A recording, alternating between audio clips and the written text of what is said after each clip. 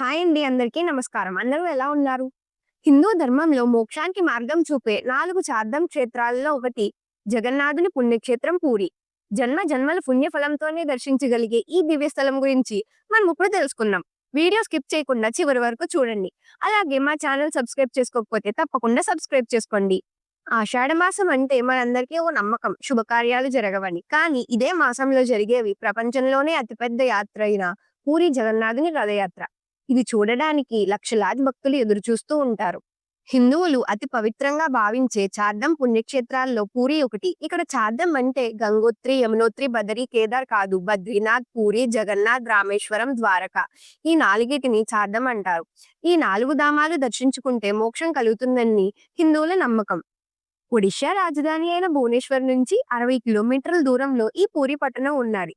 పూర్వం ఈ పట్టణాన్ని పురుషోత్తమ నగరం అని, శ్రీక్షేత్రం అని పిలిచేవారట. పురాతన కాలం నుంచి కూడా ఈ పూరి క్షేత్రం ప్రముఖ పుణ్యక్షేత్రంగా కొనసాగుతూ వస్తుంది. ఈ పట్టణంలో విష్ణువు జగన్నాథుని పేరిట కొలువై పూజలు అందుకుంటున్నారు.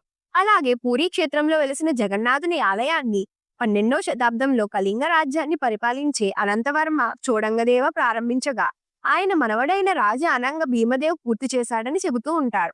అంతకు ముందు అక్కడున్న ఆలయాన్ని ఇంద్రమ్యుమ్న మహారాజు కట్టించాడట. ఇక ఆలయ స్థల పురాణం ప్రకారం ఈ జగన్నాథుడు గిరిజనుల దేవుడని, పూర్వంలో నీలమాధవుడనే పేరుతో పూజలందుకున్నాడని అంటారు. గిరిజనుల రాజైన విశ్వాసుడు అడవిలోని ఓ రహస్య ప్రదేశంలో ఉన్న ఈ జగన్నాథుని పూజించేవాడట.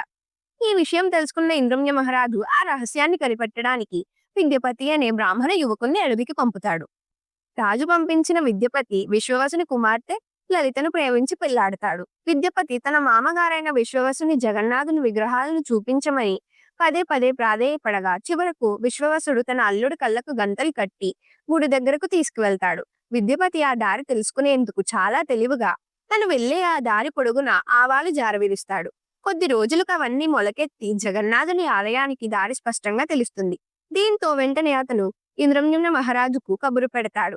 జగన్నాథుని చూడడానికి మహారాజు అడవికి చేరుకునేసరికి ఆలయంలోని విగ్రహాలు అదృశ్యమవుతాయి. దీంతో నిరాశ చెందిన ఇంద్రమ్యుడు నిరాహదీక్ష మొదలుపెట్టి అశ్వమేధ యాగం చేస్తాడు. నీలచాలం మీద ఓ ఆలయాన్ని నిర్మించి నరసింహస్వామి విగ్రహాన్ని ప్రతిష్ఠిస్తాడు. ఆ ఆలయంలో నిద్రిస్తూ ఉండేవాడు. ఒకనాటి రాత్రి ఇంద్రమ్యుని కలలోకి జగన్నాథుడు కనిపించి సముద్ర తీరంలో చంకీ నది ముఖద్వారానికి వేపకోయలు కొట్టుకొస్తాయని, వాటితో విగ్రహాలు చేయించమని ఆదేశిస్తాడు. ఆ జగన్నాథుడు చెప్పినట్లుగానే చెక్కలైతే కొట్టుకొచ్చాయి. కానీ విగ్రహాలు చేయడానికి ఎవరూ ముందుకు రారే. రాజుకి ఏం చేయాలో తెలియట్లేదు. అదే సమయంలో సాక్షాత్తు దేవశిల్పి విశ్వకర్మ వికలాంగుడి రూపంలో వస్తాడు. ఇంద్రమ్యునితో విశ్వకర్మ తానొక్కడే రహస్యంగా ఒక గదిలో విగ్రహాలకు రూపకల్పన చేస్తానని, ఆ సమయంలో తాను పచ్చి మంచినీళ్లు కూడా ముట్టుకోనని అంటాడు. అంతేకాదు, విగ్రహాలు తయారయ్యే ఆ 21 రోజులు అటువైపు ఎవరూ రాకూడదు, తన పనికి ఆటంకం కలిగించకూడదని షరత్తు విధిస్తాడు. ఆ షరతుకు రాజు సరే అని ఒప్పుకుంటాడు. విశ్వకర్మ విగ్రహాలు తయారు చేయడం మొదలుపెట్టినప్పటి నుంచి ఆ గది నుంచి ఎలాంటి శబ్దమూ రాలేదు.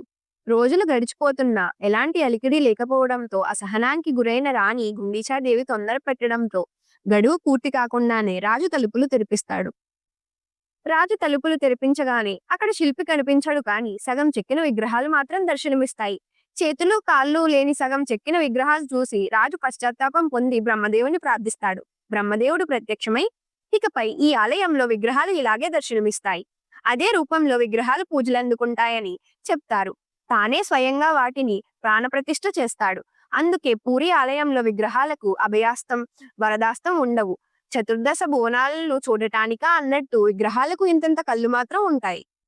దేశంలో ఎక్కడా లేని విధంగా పూజలందుకుంటున్న ఈ దారుమూర్తులను ప్రతి 8 ఏళ్లకు ఒక్కసారి కానీ, 12 ఏళ్లకు కానీ, 19 ఏళ్లకు కానీ మార్చి నూతన దేవతామూర్తులను ప్రతిష్ఠిస్తారు. దీనిని నవకళేబర ఉత్సవంగా నిర్వహిస్తారు. అయితే ఈ జగన్నాథుని రథయాత్రకు 15 రోజుల ముందు, అంటే జ్యేష్ఠ శుద్ధ పౌర్ణమి రోజున స్వామివారికి వివిధ తీర్థయాత్రల నుంచి 108 బంగారు పాత్రలతో తెచ్చిన పవిత్ర జలాలతో స్నానం చేపించే కార్యక్రమం అంగరంగ వైభవంగా జరుగుతుంది. ఈ స్నానఘట్టం వెంటనే స్వామివారికి జ్వరం వచ్చి అనారోగ్యానికి గురవుతారని విశ్వాసం. ఈ సందర్భంగా స్వామివారి పక్షం రోజుల పాటు భక్తులను దర్శనమివ్వరు. ఈ పక్షం రోజుల పాటు జగన్నాథునికి రహస్యంగా ఆయుర్వేద చికిత్సలు చేస్తారు. ఈ సమయంలో రోజువారీ నైవేద్యానికి బదులుగా పాలు, పండ్లు, తేనె మాత్రమే పెడతారు. స్వామివారు అస్వస్థకు గురైన కారణంగా 15 రోజుల పాటు శ్రీక్షేత్రంలో మంగళ వాయిద్యాలు మోగు. తిరిగి జ్యేష్ఠ బహుళ చతుర్థి నాడు ఆలయంలో జయగంటలు మోగుతాయి. ఇక ఆ రోజు నుంచి స్వామి కోలుకున్నట్లు రాజగధిపతి దివ్యసింగ్ దేవుకి సమాచారం ఇస్తారు. ఆ తర్వాత ఆలయంలో వేడుకలు మొదలవుతాయి. ఒక రకంగా జగన్నాథుని రథయాత్రకు నాంది కార్యక్రమంగా జరిగే ఈ జయగంటల వేడుక రథయాత్రలో ప్రధానమైనది. అలాగే ఇక్కడ సైన్స్ కి కూడా అంతుచిక్కని రహస్యాలతో ఈ ఆలయం ముడిపడి ఉన్నట్లు చెప్తూ ఉంటారు. ఇంతకీ రహస్యాలు ఏమిటో మనం ఇప్పుడు చూద్దాం. మొదటిది ఆలయంపై జెండా. పూరి జగన్నాథ్ ఆలయంపై ఎప్పుడూ హిందూ మతం చిహ్నాలతో కూడిన జెండాలు కనిపిస్తాయి. ఇందులో ఆశ్చర్యం ఏముంది అనుకోకండి, అసలు రహస్యం ఇక్కడే ఉంది. ఈ జెండాలు గాలి వీచే దిశలో కాకుండా వ్యతిరేక దిశలో రెపరెపలాడుతూ ఉంటాయి. దీని వెనుక ఉన్న రహస్యం శాస్త్రవేత్తలు కూడా కనిపెట్టలేకపోయారు.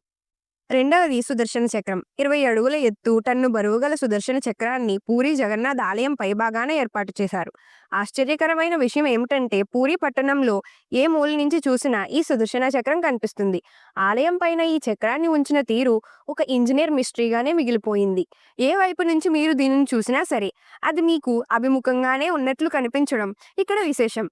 మూడవది ఆలయం పైనుంచి విమానాలు, పక్షులు ఎగరవు. అవునండి, ఈ ఆలయం పైనుంచి విమానాలు, పక్షులు ఎగరకపోవడం ఆశ్చర్యకరమైన విషయం. దేశంలో ఏ ఆలయంలోనూ ఇటువంటి అంశం కనిపించదు. ఏ ప్రభుత్వమూ దీన్ని నో ఫ్లయింగ్ జోన్గా ప్రకటించలేదు. ఏదో తెలియని అతీత శక్తి కారణంగా ఇది నో ఫ్లయింగ్ జోన్గా పరిగణించబడుతుంది. దీనికి ఇప్పటికీ శాస్త్రీయ వివరణ లేకపోవడంతో రహస్యంగానే మిగిలిపోయింది. నాలుగవది పూరి జగన్నాథుని ఆలయ నిర్మాణం. పూరి జగన్నాథ్ ఆలయ నిర్మాణాన్ని ఓ అద్భుతంగా చెప్పవచ్చు.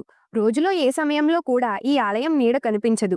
ఇది అప్పటి ఇంజనీరింగ్ అద్భుతమా లేక దైవశక్తి కారణంగా జరుగుతుందా అనేది అంతుచిక్కని విషయం. ఐదవది సింహద్వారం రహస్యం. జగన్నాథ్ ఆలయానికి 4 ద్వారాలు ఉంటాయి. వీటిలో సింహద్వారం ఆలయ ప్రవేశానికి ప్రధాన మార్గం. ఈ ద్వారం గుండా ఆలయం లోపల ప్రవేశించినప్పుడు మీరు శబ్ద తరంగాలను స్పష్టంగా వినవచ్చు. ద్వారం నుంచి కాస్త వెనక్కి నడిచి బయటకు వస్తే ఆ శబ్దం మీకు వినిపించదు. ఇది భక్తులకు ఓ అద్భుతంలా అనిపిస్తుంది. ఆరవది సముద్ర రహస్యం. సాధారణంగా సముద్ర తీరంలో ఉదయం పూట గాలి సముద్రం నుంచి భూమి వైపుకి, సాయంత్రం వేళ భూమి నుంచి సముద్రం వైపుకి వెళ్తుంది కదా. కానీ పూరి సముద్ర తీరంలో మాత్రం దీనికి పూర్తి వ్యతిరేక దిశలో జరగడం విశేషం. ఇది సైన్స్కి కూడా అంత చిక్కని మిస్టరీ. 7వది 1800 ఏళ్ల నుంచి జరుగుతున్న ఆచారం. అదేమిటంటే 45 అంతస్తుల ఎత్తుగల ఈ ఆలయం పైకి ప్రతిరోజు ఓ పూజారి ఎక్కి జెండాని క్రమం తప్పకుండా మారుస్తూ ఉంటారు. ఈ ఆచారం దాదాపు 1800 ఏళ్ల నుంచి జరుగుతుంది. ఇది ఒక్క రోజు తప్పినా సరే అప్పటి నుంచి 18 ఏళ్ల వరకు ఆలయం మూతపడుతుందని నమ్ముతారు.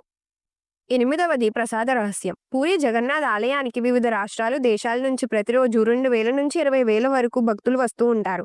అయితే ప్రతి ఏడాది పొడవునా ఒకే పరిణామంలో ప్రసాదాన్ని ఆలయంలో తయారు చేస్తుంటారు.